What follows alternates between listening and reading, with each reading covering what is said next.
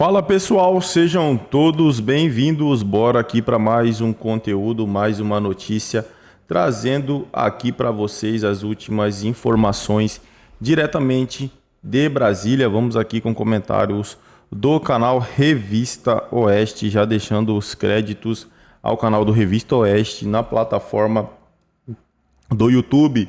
Se não é inscrito no canal, se inscreva, deixe seu like, seu comentário, que isso faz uma enorme diferença para a gente aqui dentro da plataforma. O YouTube entende que o conteúdo é relevante e entrega para mais pessoas.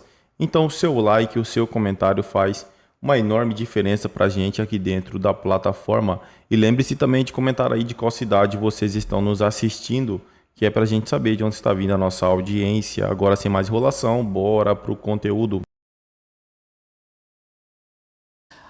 Trazer um outro assunto aqui, o presidente da Ucrânia, Volodymyr Zelensky, disse que não consegue entender a posição do governo brasileiro em relação ao conflito com a Rússia. A fala ocorreu durante entrevista a um grupo de jornalistas da América Latina. Abre aspas. A Rússia nos atacou.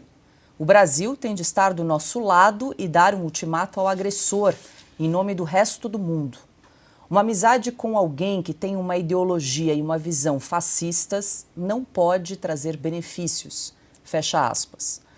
O encontro com os profissionais de imprensa se dá às vésperas de uma cúpula de paz organizada pela Suíça, para a qual foram convidados 160 países.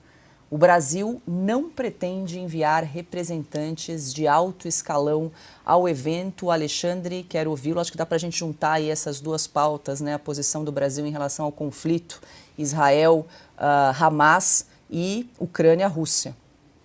Vamos começar com a Ucrânia, né? Eu cobri a guerra das Falkland, ou Malvinas, e a Argentina foi agressora. E o Brasil estava ajudando a Argentina com peças de reposição para a Força Aérea.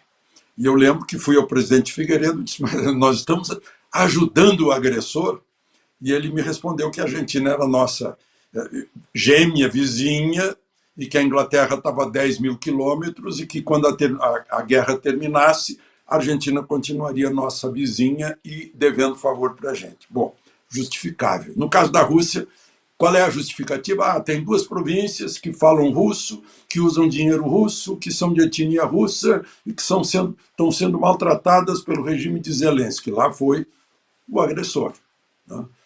Só que o Brasil, que estava mais ou menos nos dois lados para continuar recebendo fornecimento de fertilizantes dos dois lados, bons negócios com os dois lados, optou por agora, no novo governo, né, com a mudança de governo, optou por apoiar Putin, que é um regime de... O Putin está no poder desde o início do século, né, desde o início do milênio, e vai continuar.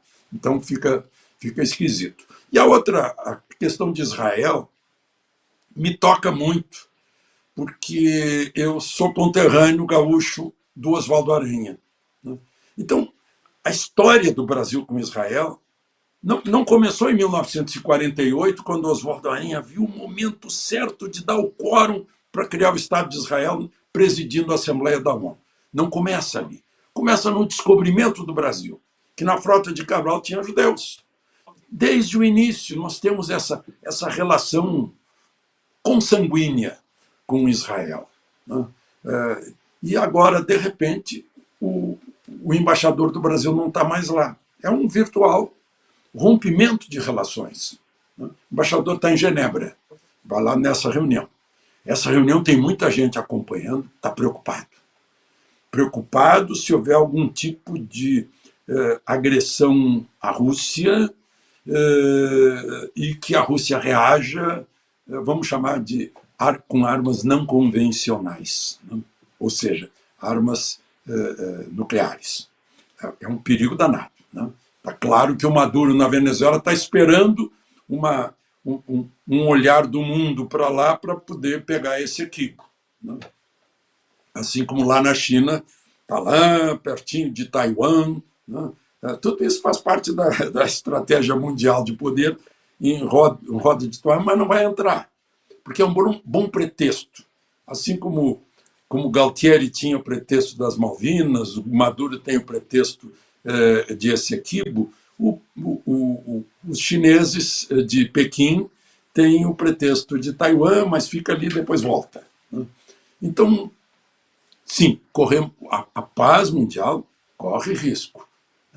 É preciso ser mantido o equilíbrio. E eu acho que a nossa política externa não está mantendo esse equilíbrio. Quais são as consequências disso? Não dá mais embaixador? Não tem mais relações diplomáticas. E as relações econômicas, científicas? O combate à seca no Nordeste, o plantio no deserto, as armas para as Forças Armadas brasileiras, para a segurança brasileira, os avanços da medicina para o Brasil. Israel é uma potência de inteligência intelectual, de conhecimento, de progresso, e é a única democracia do Oriente Médio. E aí a gente rompe com a única democracia do Oriente Médio. Comecei com o Rio Grande do Sul, vou terminar com o Rio Grande do Sul. Só para as pessoas entenderem o que foi aquele 7 de outubro, em que o Hamas avançou e matou idosos, crianças, bebês, e cruelmente. O que não matou levou refém e matou depois. Eu fiz a proporção da população brasileira, é como se os montoneiros da Argentina, que me sequestraram em julho de 1975, entrassem no Rio Grande do Sul, de repente, e matassem 25 milhões de gaúchos. Essa é a proporção Hamas, 7 de outubro, nos kibbutzim lá de Israel. Piotr, antes da sua análise, deixa eu só voltar com a Ana rapidinho. Diga, Ana. Só porque uma amiga judia está assistindo o programa, as consequências, dessa relação desse grupo terrorista de bárbaros do Hamas com o presidente Lula.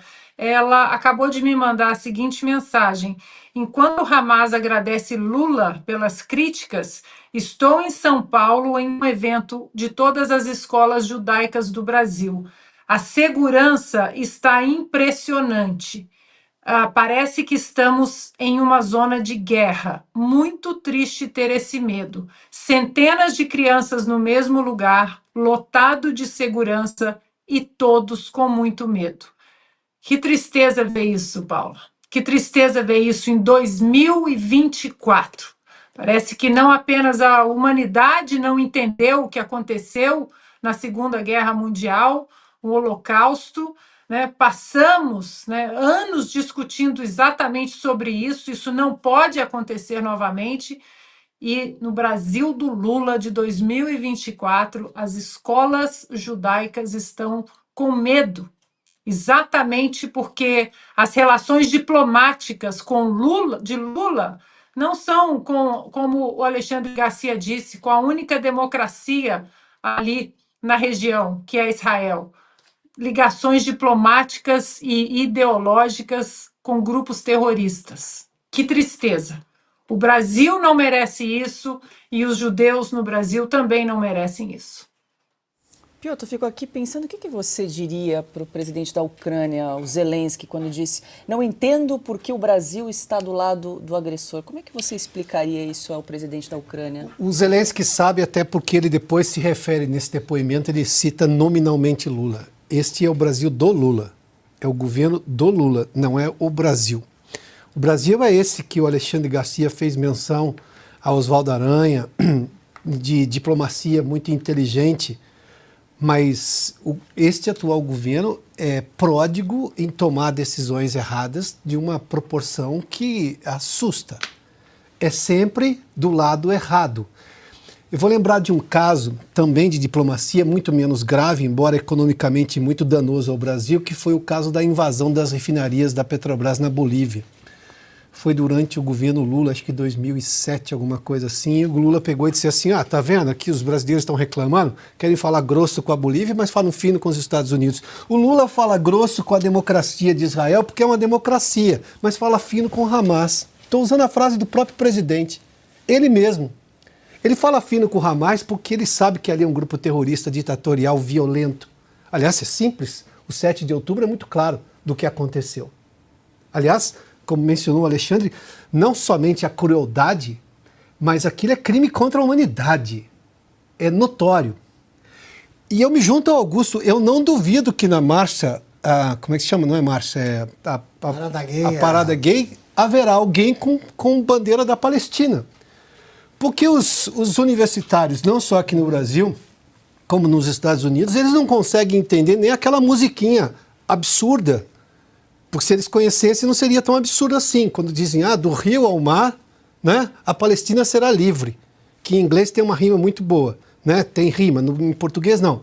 O rio é o Rio Jordão, o mar é o Mediterrâneo. Bom, se você tirar... Esses estudantes Quer dizer, se eles não conhecem o mínimo de geografia, eu fico imaginando, será que esse sujeito aqui da causa homossexual sabe como é que o Hamas trata homossexuais ou como o Irã trata homossexuais? Então você tem um nível, não é só de desinformação, é uma ideologia burra, completamente estúpida, desprovida de qualquer mínimo conhecimento para defender, seja lá a causa que for. O que o Zelensky está fazendo agora, e é uma tática do presidente ucraniano, é de tentar um constrangimento internacional, porque ele descobriu que talvez seja a única coisa que em algum momento talvez o Lula pense. Isso pode comprometer a imagem do Lula com este e com aquele. O francês, por exemplo, que veio agora, o Emmanuel Macron, que fala mal do Brasil de todo jeito e é recebido na Amazônia, assim, andam de mãos dadas, uma coisa assim dantesca, né? Mas vamos lá. O que o Zelensky está fazendo agora é muito claramente tentar constranger diplomaticamente o Brasil, porque não tem sustentação a defesa que o Brasil faz nessa questão. Ele igualou, o Lula textualmente igualou a condição de invadido e de invasor. Você não faz isso, porque não dá para igualar. Ele acha que a Ucrânia tem tanta culpa pela guerra quanto a Rússia. Só que a Ucrânia não saiu em nenhum momento das fronteiras dela. Quem saiu foi justamente a Rússia, que invadiu um território. E isso é invasão. Isso é guerra de expansão territorial do século XX, que não cabe mais no século XXI. A Primeira e a Segunda Guerra eram guerras de expansão territorial. Bom, foi o que Hitler fez, invadindo a Europa inteira, quase completamente vermelha naquele momento. Isso não cabe mais agora. Em que pese o fato de qualquer negociação que o Brasil, de novo, não está querendo participar, porque o Brasil não vai dar as cartas, ele vai ter que primeiro ouvir verdades que o governo nega em relação à Ucrânia. Como nega, agora, não é difícil para o governo brasileiro ignorar a questão ucraniana. Ele ignora pessoas mortas, no caso de Israel, do Hamas, do ataque do Hamas.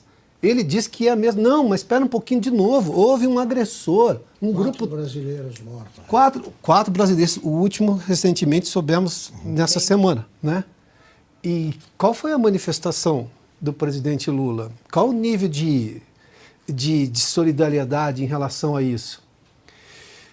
O governo Lula não só faz escolhas erradas, ele tem... A gênese dele é escolher diplomaticamente tudo o que ofende a imagem histórica do Brasil e desse. Mas talvez tenhamos um lado positivo. O mundo está percebendo que uma coisa é o Brasil, que assim que o Lula sair vai voltar aos trilhos do que acredita em diplomacia, do que acredita em economia, do que acredita em política, do que acredita em justiça, e o Brasil do Lula, que é, digamos, uma excrescência institucional, diplomática, econômica, política e por aí vai.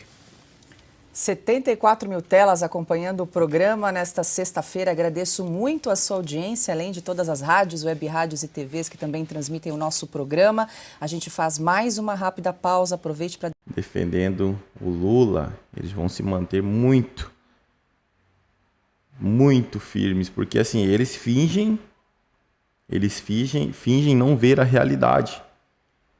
E se tivesse uma pandemia? Essa é a pergunta. Se tivesse uma pandemia, o governo não saberia como agir, estaríamos, falando em poucas palavras, estaríamos ferrados, porque estaria na mão de um cara que não tem plano, não sabe o que fazer com o país. Ele sim precisa ter um plano, não um prefeito de uma cidade que foi arrasada, não precisando de ajuda do governo. Não precisa ter um plano, como pediram um plano para o prefeito, né? Prefeito, você tem um plano para liberar tal valor? Precisa de um plano, prefeito, para liberar o valor de não sei o quê.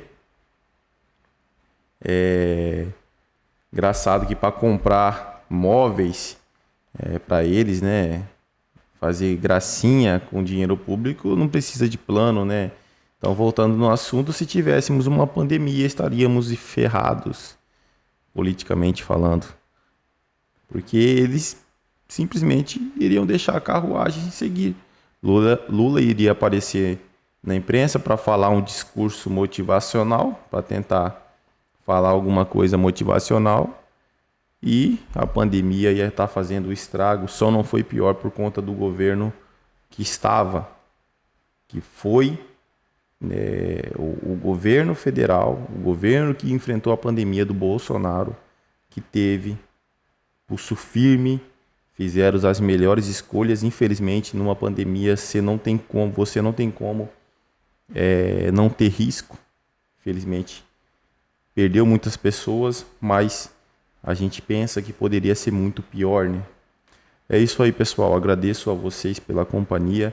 Se não é inscrito no canal, se inscreva, deixe seu like e seu comentário, que isso faz uma enorme diferença para a gente aqui dentro da plataforma. O YouTube entende que o conteúdo é relevante e entrega para mais pessoas. Então, deixe o seu comentário, comente aí o que acharam da notícia, porque ajuda muito, tanto no engajamento do vídeo quanto no crescimento do canal. Desde já agradeço, valeu!